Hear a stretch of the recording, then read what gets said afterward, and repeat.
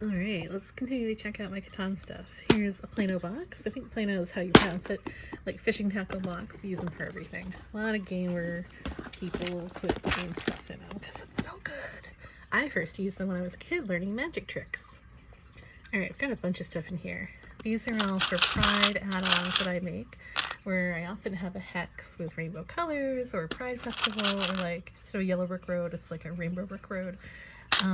VP points, little meeples. Someone custom made some Pride meeples and trans Pride meeples for me. These represent healing points. I really love the Pride add-ons I'm doing, and anyone that sells, I haven't had any sales of anything yet, but eventually a couple dollars of each will go to Trevor Project, which is great. I'm a huge Doctor Who fan. The TARDIS is kind of like the space and time travel box. So you can have the key to the TARDIS. You can, this is Gallifreyan for Geronimo. Let's go.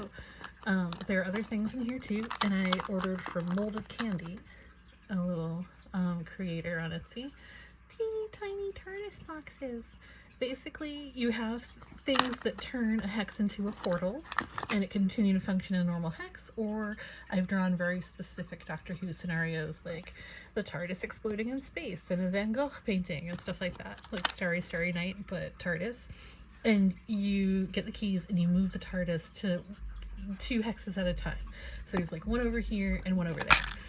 And, there's a compass that shows which way is north, and that's how you connect roads and explore faraway places. And once you settle on the other side, you're good. And the TARDIS is a moving connector. It's not always connected.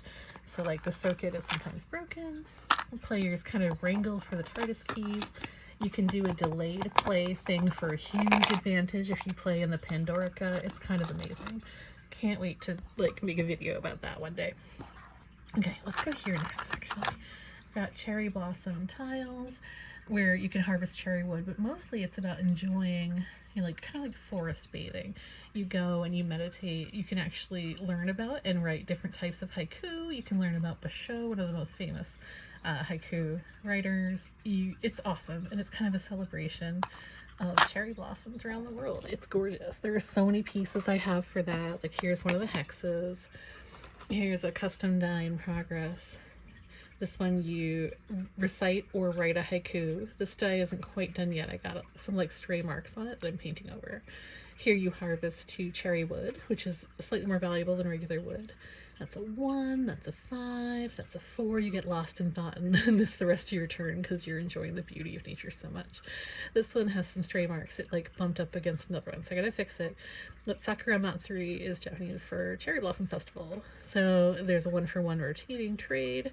It's awesome. This is rolling a 6. For any of my custom add-ons and expansions that has a custom die, you can totally use a D6 and a little code. This costs a little bit more, but it's so worth it. I love it. I like making my own dice. So anyway, this is for that Cherry Blossom expansion. Can't wait. It's gorgeous, and it's just really fun and kind of glittery, which is so cool. Alright, I've got Yoda down here. I'm definitely going to have Yoga in Dagobah as one of the hexes, where that place where Luke goes and stands on his hands and lifts rocks and stuff and gets trained by Yoda. But there's a second Yoda. So Yoda can show up elsewhere on the board as well. You know how the Jedi show up kind of half appeared, half disapparated, and can give you knowledge. Well, knowledge, kind of like development cards. That's all I'm going to say right now. There is a secret revealed only to those who train as true Jedi warriors, or purchase my kit, as it were. I have a little panda dude I got as a free sample from one of the Etsy sellers who gave me some other meeples. So this is a victory point advantage token, but this goes with a bamboo forest hex and some really cool stuff and a custom die. Don't all have a custom die. Some are simple, some are accessibility aids, some are more complex that I can describe right now in a quick mention, but they're all very cool. This is just a slight accessibility change to my existing Metropolis tokens for cities and knights. In cities and knights, you play, and there are 3 types of city/metropolis you can make. One is based on a cloth empire. This is all about mercantile trade. It becomes like a trade metropolis. This one's about politics and exchanging coins. This one's about exchanging paper and doing research for science. So as you have these change hands, it's really hard to keep track of which one's for trade, for politics, and for science. but now it's not because they're color coded. So simple change anybody can do. You can paint on here, usually with like acrylic, or I use Posca pen a lot of the time, and then seal it with a Mod Podge or Krylon kind of thing, or just have me do it for you. I have so many extras.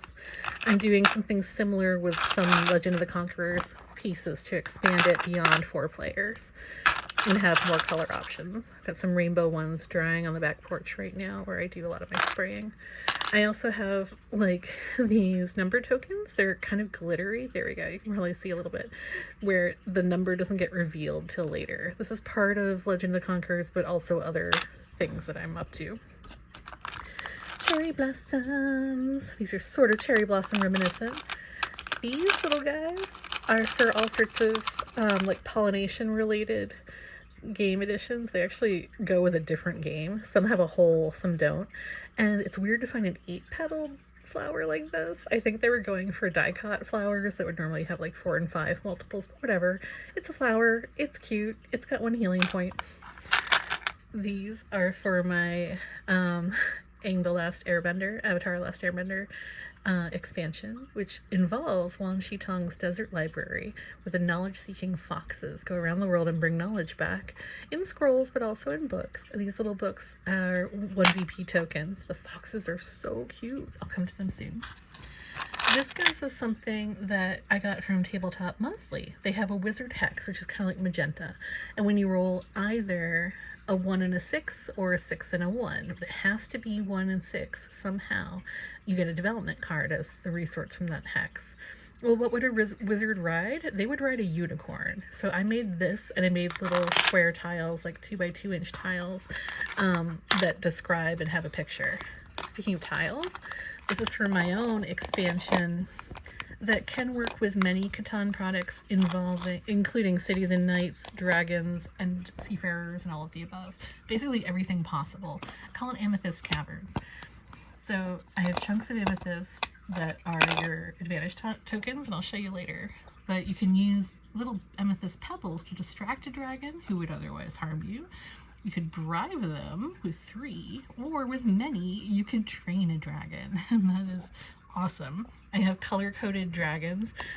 My player colors are the normal 6 that Catan has, but also purple and rainbow and possibly clear. We'll get there soon. I was going to do clear with glitter. These are the advantage tokens. So if you're trading amethyst at a 3-to-1 ratio, you go here. I used a Dremel tool and then painted in the divot. I got really hardcore for this. Or if you're trading at a 2-for-1, whoo, big advantage. You flip it that way. So I got a bunch of those. Legend of the Conquerors uses grapes and amber. So wine and amber, which is cool. And I was gonna get these anyway for my farmer's market ones and for Jurassic Park. I'm gonna draw a little mosquito in the middle of each one. But the cool thing is I can use them also for Legend of the Conquerors, which is amazing, especially since I'm making an extension of that can go up to 8 players. I'll probably have to either make my own border pieces or get a second kit whenever I can afford it to expand the map in major ways, but I'm getting there. All right, this is just one set of tokens, and I haven't even told you about all of these yet. Oh my gosh, this is for zombie invasion or contagion or COVID, or there are so many other options. This one's for the hippie festival, where if you share your green plants, you get basically like karma points. Only not appropriating, since it's a healing point. And zombies attack and other cool things. So I will be showing you eventually all of my things.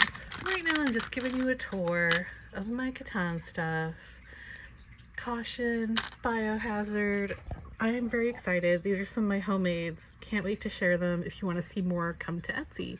fruitfly7.etsy.com.